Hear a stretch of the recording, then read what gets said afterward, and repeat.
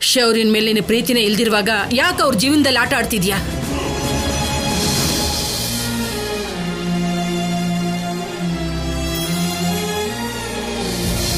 ನಾಳೆ ಸಿನಿಮಾದಲ್ಲಿ ನನ್ನ ಪರ್ಫಾರ್ಮೆನ್ಸ್ಗೆ ಇದು ಉಪಯೋಗ ಆಗುತ್ತೆ.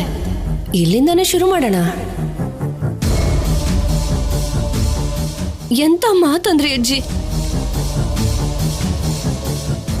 ನನಗ್ ನ್ಯಾಯ ಕೊಡ್ಸ್ಬೇಕಾಗಿರೋ ನೀವೇ ಹೀಗ್ ಮಾತಾಡಿದ್ರೆ ನನಗ್ ನ್ಯಾಯ ಸಿಗುತ್ತಾ? ನಾನು ಯಾವತ್ತಾದ್ರೂ ನಿಮ್ ಮಾತಿಗೆ ಎದುರು ಮಾತಾಡಿದೀನ? ಶೌರ್ಯನ್ ಮೇಲೆ ಪ್ರೀತಿ ಇಲ್ದಿದ್ರೆ ನನ್ ಮಗುನ್ ಹೆರ್ತಿದ್ನಾ?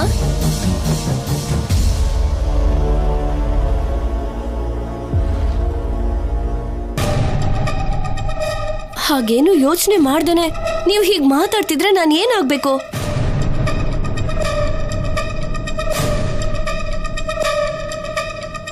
ನಿಮ್ ಸ್ವಂತ ಮೊಮ್ಮಗಳಿಗೋಸ್ಕರ ನನಗೆ ಅನ್ಯಾಯ ಮಾಡ್ತೀರಾ ಅಜ್ಜಿ? ನನ್ನ ನಡು ಬೀದಿಲ್ ಬಿಡ್ತೀರಾ? ನನಗ್ ಸಿದ್ದು ಜೊತೆ ಅಫೇರ್ ಇದೆ ಅನ್ನೋದೆಲ್ಲ ಸುಳ್ಳು.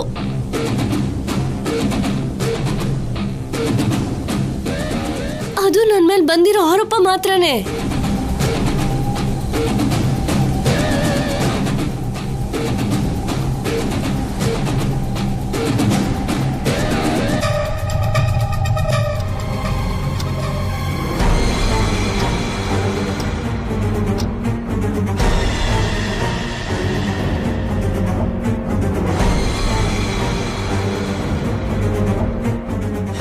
ಇಷ್ಟೊತ್ತಿಗೆ ಅತ್ತೆ ಆ ಕಡೆಯಿಂದ ಕಲ್ಯಾಣಿ ತುಳಸಿ ಕಟ್ಟೆ ಹತ್ರ ಪೂಜೆಗೆ ಬರ್ಬೇಕಿತ್ತು.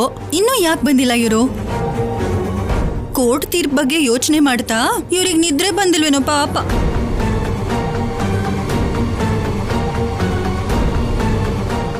ಅಕ್ಕ ಭಿಕ್ಷೆ ಹಾಕಕ್ಕ. ಇದೇನು ಅಮ್ಮ ತಾಯಿ ಅನ್ನೋ ಬದಲು ಅಕ್ಕ ಅಂತ.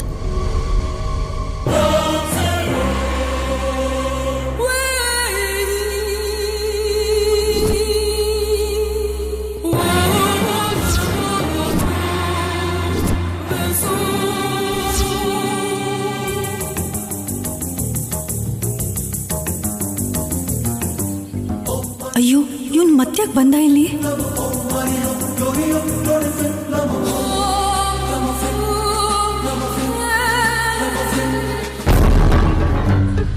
ಸಂಪದ, ನಿನಗೆ ಪುಣ್ಯ ಬರುತ್ತೆ. ಚಿಕ್ಕವಳೆ ಆಗಿದ್ರು ನಿನ್ನ ಕೈ ಮುಗಿತೀನಿ. ಅಜ್ಜಿ,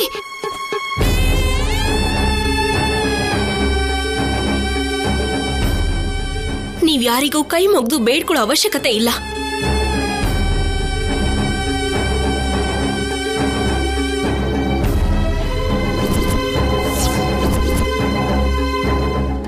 ನನ್ ಬಗ್ಗೆ ನೀವ್ಯಾರು ಹೆದರ್ಕೊಳ್ಳೋ ಅವಶ್ಯಕತೆ ಇಲ್ಲ. ಕೋರ್ಟಲ್ಲಿ ನಾನೇ ಗೆಲ್ಲೋದು.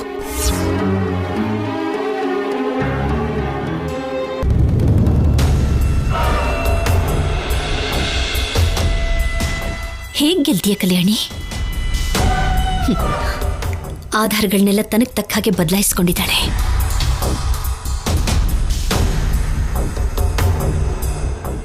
ತೀರ್ಪು ಇನ್ನೊಂದು ಸ್ವಲ್ಪ ಹೊತ್ತಲ್ಲಿ ಅವಳ ಪರವಾಗಿ ಆಗ್ಬಿಡುತ್ತೆ.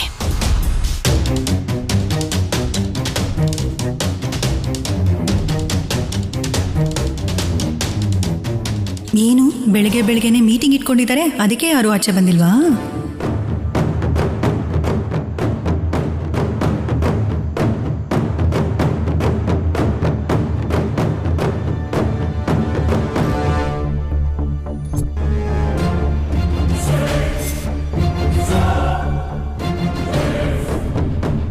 ಅಕ್ಕ ಭಿಕ್ಷೆ ಹಾಕಕ್ಕ.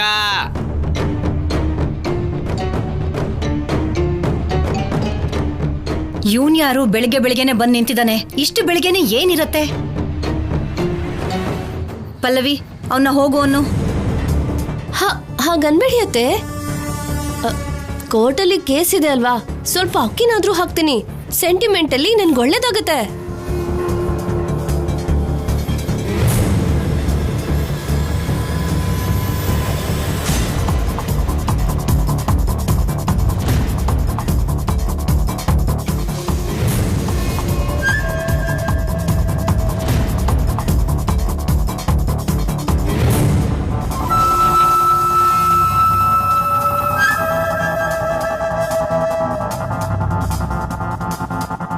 ಯಾಕಜ್ಜಿ ಅನವಶ್ಯಕವಾಗಿ ಅವಳ ಹತ್ರ ಕೇಳ್ಕೊತಾ ಇದೀಯಾ? ಇನ್ನೇನ್ ಮಾಡೋಕ್ಕಾಗತ್ತೆ? ಇನ್ನೊಂದು ಸ್ವಲ್ಪ ಹೊತ್ತಲ್ಲಿ ಕೋರ್ಟಲ್ಲಿ ಇವಳ ಪರವಾಗಿ ತೀರ್ಪು ಬಂದೇ ಬಿಡುತ್ತಲ್ಲ. ಅದಕ್ಕೋಸ್ಕರ ಮುಂದೆ ಯಾವ ತೊಂದರೆನೂ ಕೊಡಬೇಡ ಅಂತ ಇವಳನ್ನ ಕೇಳ್ಕೊಳ್ಳೋಕ್ಕೋಸ್ಕರ ಹಾಗೆ ಮಾಡ್ತಿದ್ದಾರೆ.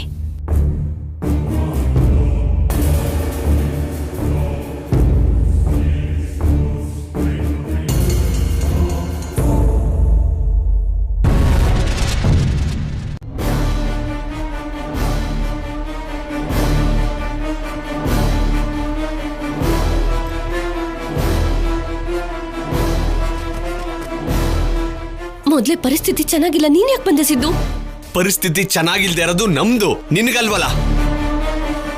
ಯಾಕೆ ಅತ್ತೆ ಮನೆಗೆ ಬರ್ತಿದ್ದಾಗೇನೆ ಈ ಸಿದ್ದು ಜೊತೆ ಅಗತ್ಯ ಮುಗೀತು ಅಂತ ಅನ್ಸ್ತಾ? ನಿನಗೋಸ್ಕರ ನಾವು ಬೀದಿ ಪಾಲಾಗಿದ್ರೆ ನೀನ್ ಮಾತ್ರ ಆರಾಮಾಗಿ ಮನೇಲಿದ್ಯಾ.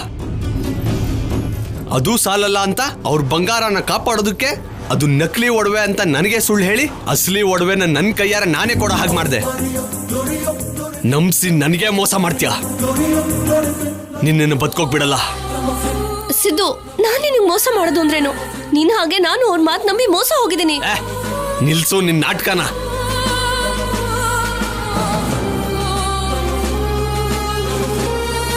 ಇವತ್ ನನ್ನ ಕೈಯಿಂದ ನಿನ್ ಸಾವನ್ನ ಯಾರು ತಡೆಯೋಕ್ಕಾಗಲ್ಲ ಸ್ಯಾಮ್. ಸಿದ್ದು ಸಿದ್ದು, ನೀನನ್ನ ಹೀಗೆ ಮಾತಾಡ್ತಿರೋದು? ಭಿಕ್ಷಕನ ಹತ್ರ ಇಷ್ಟೊತ್ತು ಏನ್ ಮಾತಾಡ್ತಾ ಇದ್ದಾಳೆ? ಆಫೀಸರ್, ಆ ಭಿಕ್ಷುಕ ಸಿದ್ದು ಇರ್ಬೋದಾ ಅಂತ ಅನುಮಾನ ಬರ್ತಾ ಇದೆ.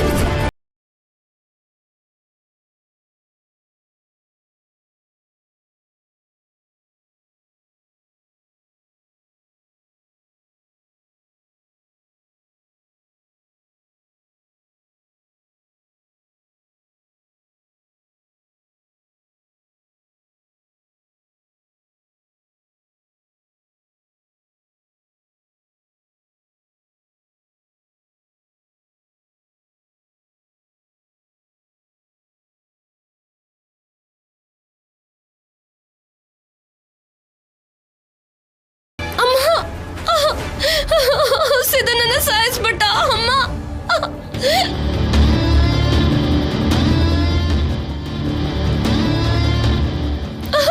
ಸಂಪದ, ಸಂಪದ,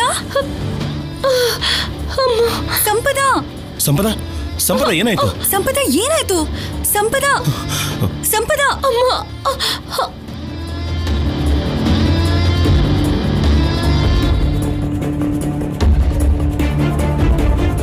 ಸಂಪದ ಏನಾಯ್ತು?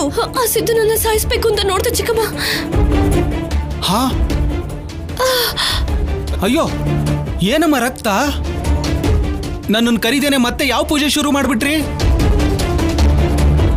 ಇದು ಪೂಜೆ ಅಲ್ಲ, ಆ ಸಿದ್ದು ನನ್ನ ಲವರ್ ಅಂತ ಎಲ್ರು ಹೇಳ್ತಿದ್ರಲ್ಲ.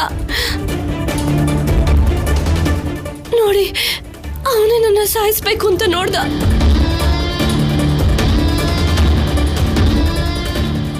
ಸಮಯಕ್ಕೆ ನನ್ನ ಗಂಡ ಬರ್ತಿದ್ದ ಹಾಗೆ ಓಡ್ ಹೋದ. ತುಂಬಾ ರಕ್ತ ಹೋಗ್ತಿದೆ, ಮೊದಲು ಹಾಸ್ಪಿಟಲ್ ಕರ್ಕೊಂಡು ಹೋಗೋಣ. ಇವತ್ತು ಕೋರ್ಟ್ಗೆ ಹೋಗ್ಬೇಕಲ್ವೇನಮ್ಮ? ಕರುಣಾಕರ್ ಅವರೇ, ಕಣ್ ಮುಂದೆ ಸಂಪದಾಗೆ ಅಷ್ಟು ರಕ್ತ ಹೋಗ್ತಾ ಇದ್ರೆ ಕೋರ್ಟ್ ಅಂತ ಹೇಳ್ತಿರಲ್ಲ. ಒಂದೆರಡು ದಿನ ಮುಂದಕ್ಕೆ ಹಾಕಿ ಪ್ಲೀಸ್. ಇದೇನು ಅವಳ ಬಗ್ಗೆ ನೀನ್ ವಕಾಲ ತೋಯಿಸ್ಕೊಳ್ಳೋ ಹಾಗೆ ಉಲ್ಟಾ ಮಾತಾಡ್ತಿದ್ಯಾ? ಮತ್ತೆ ಸಂಪದಾಗೆ ಗಾಯ ಆಗಿರೋದಕ್ಕೆ ಅಟ್ಲೀಸ್ಟ್ 2 ದಿನನಾದ್ರೂ ಕೇಸ್ನ ಮುಂದಕ್ಕೆ ಹಾಕ್ಬೇಕಲ್ವಾ? ಕೋರ್ಟ್ ತೀರ್ಮಾನ ಬರ್ದೇ ಹೋದ್ರು ಅವಳೇ ನಿಮ್ ಸೊಸೆ ಅಂತ ಇವಾಗ್ಲೇ ತಲೆ ಮೇಲೆ ಕೂರಿಸ್ಕೊತಿರತ್ತೆ. ಬೇಡ ಬೇಡ, ಕೋರ್ಟ್ ಸಮಯ ಕೊಡ್ಲೇಬೇಕಾಗತ್ತೆ. ಮೊದಲು ಆಸ್ಪತ್ರೆ ಕರ್ಕೊಂಡು ಹೋಗಿ. ಹೌದಮ್ಮ, ನಿಮಗೋಸ್ಕರ ರಕ್ತದಲ್ಲಿ ಅಭಿಷೇಕ ಮಾಡಿರೋ ಹುಡುಗಿ ಈಗ ಅವಳಿಗೆ ರಕ್ತ ಹರಿತಾ ಇದೆ. ಕಾಪಾಡಿಮ್ಮ, ಈಗ ಆ ದೇವತೆನ ಕಾಪಾಡಿಮ್ಮ. ನಾನು ಕೋರ್ಟ್ಗೆ ಹೋಗ್ತೀನಿ, ಸರಿನಾ?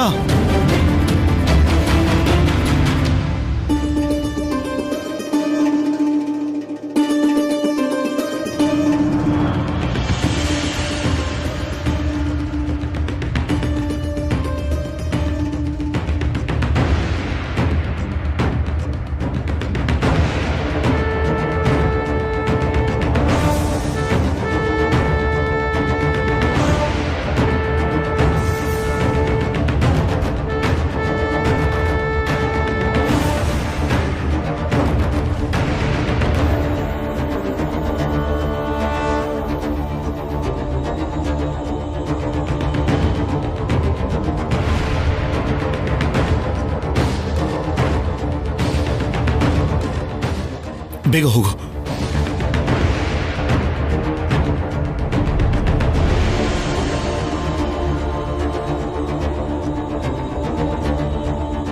ಅಬ್ಬಾ, ನನ್ನ ಪ್ಲಾನ್ ವರ್ಕೌಟ್ ಆಯ್ತು.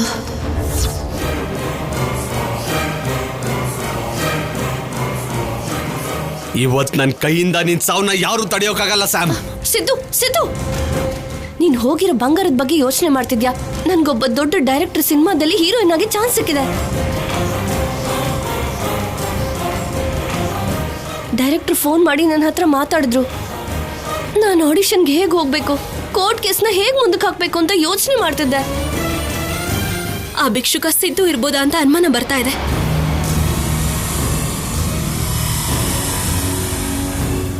ಸಿದ್ದು, ಶೌರ್ಯ ಬರ್ತಿದ್ದಾನೆ. ಕೋರ್ಟ್ ಮುಂದೂಡೋ ಹಾಗೆ ಏನಾದ್ರೂ ಒಂದ್ ಮಾಡು ಸಿದ್ದು, ಬೇಗ ಸಿದ್ದು.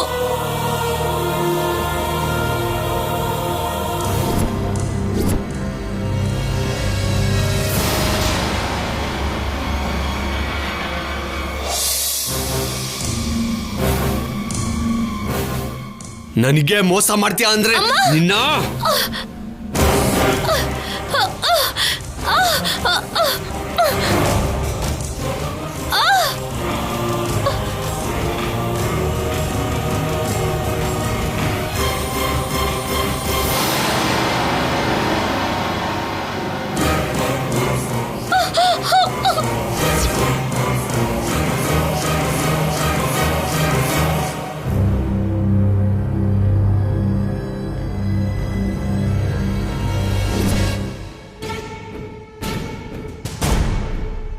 ಡಾಕ್ಟರ್.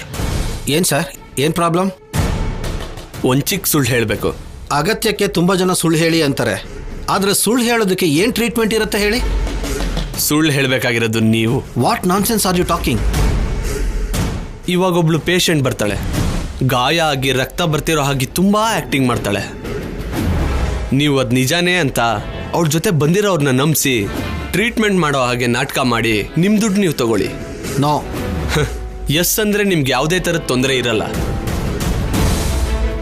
ನೋ ಅಂದ್ರೇನೆ ಎಷ್ಟೋ ಆಪರೇಷನ್ ಮಾಡಿರೋ ನಿಮಗೆ ನಾನು ಆಪರೇಷನ್ ಮಾಡ್ಬೇಕಾಗಿ ಬರುತ್ತೆ. ಆಕ್ಟಿಂಗ್ ಏನ್ ಮಾಡಬೇಕು, ಹೇಗೆ ಮಾಡಬೇಕು ಅನ್ನೋದನ್ನ ನಿಮ್ಮ ಸ್ಟಾಫ್ಗೂ ಕೂಡ ಹೇಳಿ. ಹೇಳ್ದಾಗ ಯಾರೂ ಮಾಡಿಲ್ಲ ಅಂದ್ರೆ ಆಪರೇಷನ್ ಗ್ಯಾರಂಟಿ.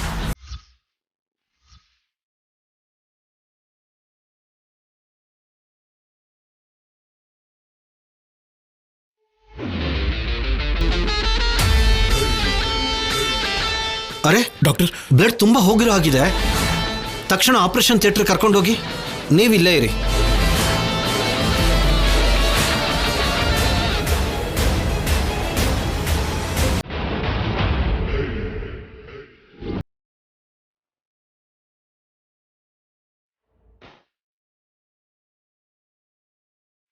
ಸಂಪದ ಹೊರಗಡೆ ಹೋಗಬೇಕು ಅಂದ್ರೆ ಇವ್ರನ್ನ ಡಿಸ್ಟ್ರಾಕ್ಟ್ ಮಾಡಬೇಕು.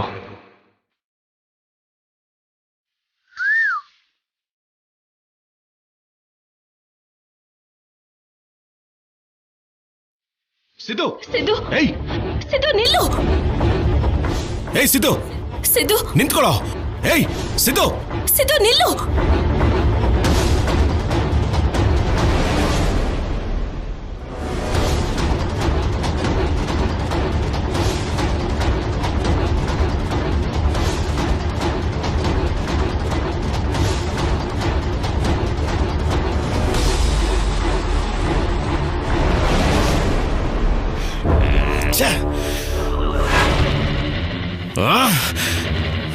ಆಫೀಸರ್, ಮತ್ತೆ ಮಿಸ್ ಆದ.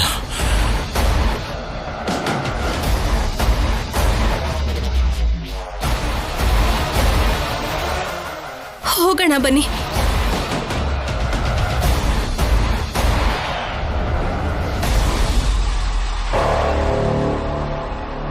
ನನಗೆ ಪ್ರಜ್ಞೆ ಇಲ್ಲ. ಪ್ರಜ್ಞೆ ಬರೋದಕ್ಕೆ ಇನ್ನೊಂದು ಗಂಟೆ ಬೇಕಾಗುತ್ತೆ ಅಂತ ಹೊರಗಡೆ ಹೋಗಿ ಹೇಳಿ. ಸರಿ ಮೇಡಮ್. ನಾನು ಹೊರಗಡೆ ಹೋಗೋದಕ್ಕೆ ಹಿಂದೆಯಿಂದ ದಾರಿ ಇದೆಯಾ? ಈ ಕಡೆಯಿಂದ ಹೊರಗಡೆ ಹೋಗ್ಬೋದು ಮೇಡಮ್. ಓಕೆ.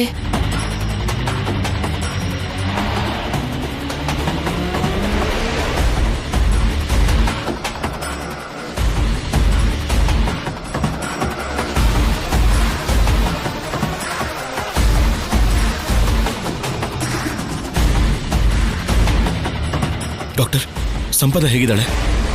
ಅವರು ದೊಡ್ಡ ಅಪಾಯದಿಂದ ತಪ್ಪಿಸ್ಕೊಂಡಿದ್ದಾರೆ.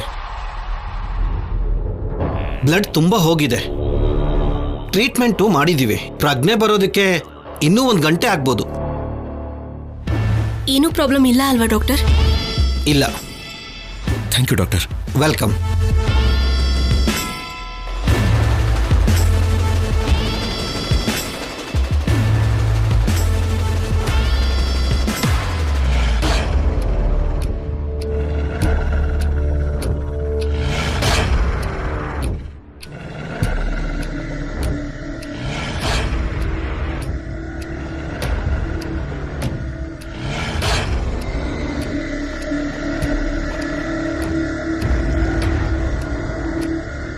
ನಾವೀಗ್ಲೇ ಕೋರ್ಟ್ನಲ್ಲಿ ಕೇಸ್ ಏನಾಗುತ್ತೋ ಅಂತ ಭಯ ಪಡ್ತಾ ಇದ್ರೆ ಈಗ ಈ ಸಮಸ್ಯೆ ಬೇರೆ.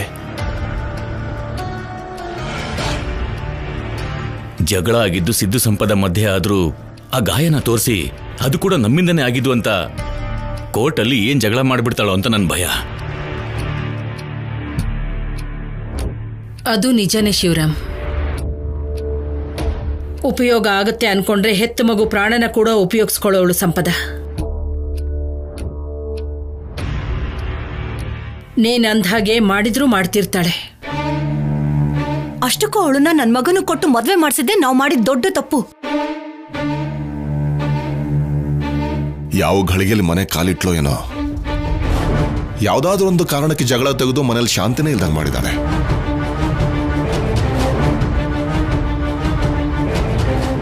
ಅದಕ್ಕೆ ಕಳ್ಳನ್ ಬುದ್ಧಿ 100 ರೀತಿ ಅಂತಾರಲ್ಲ ಹಾಗೆ.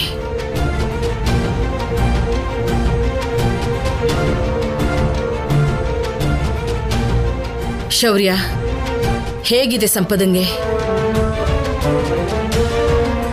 ಪ್ರಾಣಕ್ಕೇನು ಅಪಾಯ ಇಲ್ಲ ಅಜ್ಜಿ.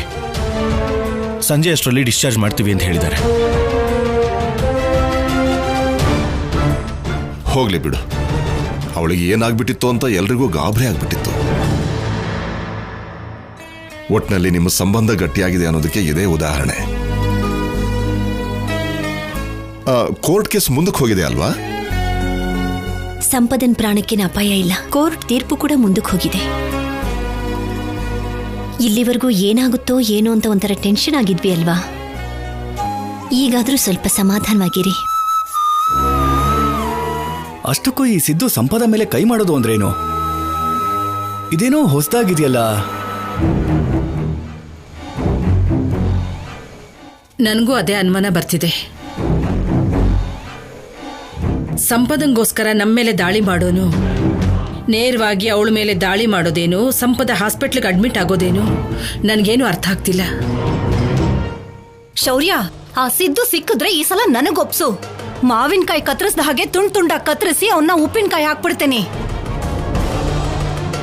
ನಿನ್ ಕೋಪ ಮಾಡ್ಕೋಬೇಡ ದಮಯಂತಿ. ನಿನ್ ಕೋಪಕ್ಕೆ ಅವನ ವಿಷಯ ಏನೇ ಆದ್ರೂ ಮನೇಲಿ ಕುರ್ಚಿ ಮಂಚ ಅಂತೂ ಮುರಿದು ಹೋಗ್ತಿದೆ. ಅದೇನು ಹಾಗಂದ್ರೆ? ಅವನ್ ಸಿಗ್ಲಿಲ್ಲ ಅಂತ ಅದನ್ನೆಲ್ಲ ಒಡೆದಾಕ್ತಿದ್ದಾಳೆ. ಸಾಕ್ ನಿಲ್ಲಿಸ್ರಿ. ಅಷ್ಟಕ್ಕೂ ಇದೆಲ್ಲ ಈ ಕಲ್ಯಾಣಿಯಿಂದಾನೆ, ನಿನ್ನಿಂದಾನೆ ಆ ಸಿದ್ದು ಮತ್ತೆ ಮತ್ತೆ ಇಲ್ಲಿಗೆ ಬರ್ತಿರೋದು. ಹಾಗ್ ತಿರ್ಗಿ ಹೀಗ್ ತಿರ್ಗಿ ಯಾವಾಗ್ಲೂ ನನ್ನ ಮಗಳನ್ನ ಯಾಕೆ ದೂಷಣೆ ಮಾಡ್ತೀಯ ದಮಯಂತಿ? ಮತ್ತಿನ್ನೇನಮ್ಮ, ಆ ಸಿದ್ದುಗಿರೋ ಕೋಪ ನನ್ ಮಗನ ಮೇಲೆ ಅಲ್ಲ, ನಿನ್ನ ಮಗಳ ಮೇಲೆ.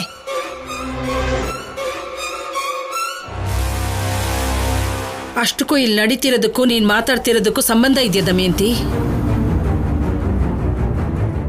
ಅವನು 1ಕ್ಕೆ 2 ಸಲ ಬಂದಿದ್ದು ಒಡವೆಗಳಿಗೋಸ್ಕರ ಅನ್ಬೇಕು ಅಂತ ಅನ್ನೋದಲ್ಲ.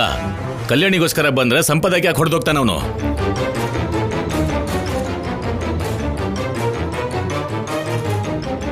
ಆ ಸಂಪದ ಏನಾಗಿತ್ತು ಅಂತ ಎಲ್ಲರೂ ಭಯ ಪಟ್ಟಿದ್ವಿ. ಅವಳಿಗೆ ಏನೂ ಆಗದೇನೆ ಚೆನ್ನಾಗೇ ಇದ್ದಾಳಲ್ವಾ? ಎಲ್ಲರೂ ಖುಷಿಯಾಗೇ ಇರಿ. ಯಾಕೆ ಇದೆಲ್ಲ?